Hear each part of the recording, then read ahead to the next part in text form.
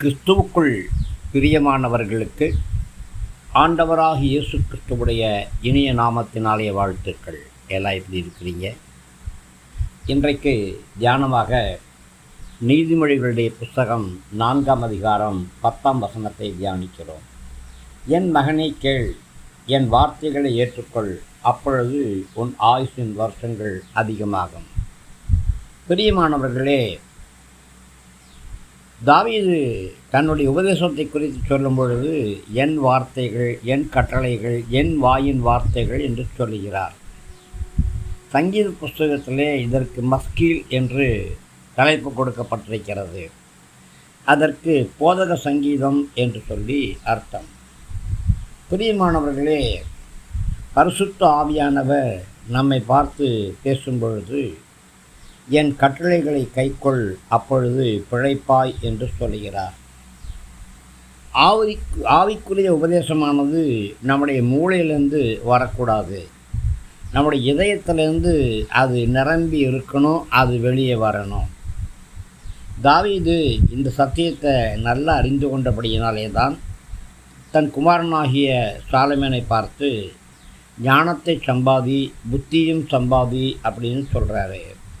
மேலும் ஞானமே முக்கியம், ஞானத்தை சம்பாதி என்று 7ஆம் வசனத்திலே சொல்கிறாரு. பிரியமானவர்களே, நாம் ஞானத்தின் மேல் பிரியமாக இருக்கணும். அதாவது தேவனுடைய ஞானத்தின் மேல் பிரியமாக இருக்கணும். அதை தழுவிக்கொள்ளணும், அதை மேன்மைப்படுத்தணும். உலக மக்கள் தங்களுடைய ஐஸ்வர்யத்தை அதிகமாக நேசிக்கிறாங்க, தங்களுடைய ஐஸ்வர்யத்தை குறித்து அதிகமாக மேன்மை பாராட்டுறாங்க, தங்கள் இதயத்தை அதுக்கு மேலே வச்சுருக்கிறாங்க. ஆனால் நாம் நம்முடைய இதயத்தை தேவ ஞானத்தின் மேலே வைக்கணும். நாம் என்ன சம்பாதிச்சாலும் சரி, புத்தியை சம்பாதிச்சே ஆகணும். ஒருவேளை நம்முடைய ஞானம் குறைவுள்ளதாக இருக்கலாம், பூர்ண ஞானம் நமக்கு இல்லாமல் இருக்கலாம். ஆனாலும் கர்த்தர் நமக்கு கொடுத்திருக்கிற ஞானத்தை நாம் மேன்மைப்படுத்தணும். ஞானத்தின் மேலே பிரியமாக இருக்கணும்.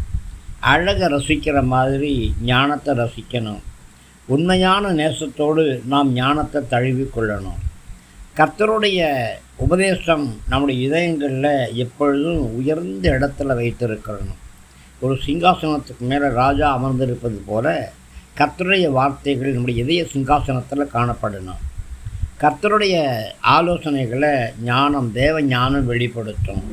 அதுக்கு கீழ்ப்படிந்து தேவனுக்குரியது தேவனுக்கும், மனுஷனுக்கு உண்டானது மனுஷனுக்கும் செலுத்தணும். அப்போது நீங்கள் நல்லா ஆசீர்வாதமாக இருப்பீங்க. ஆமென்.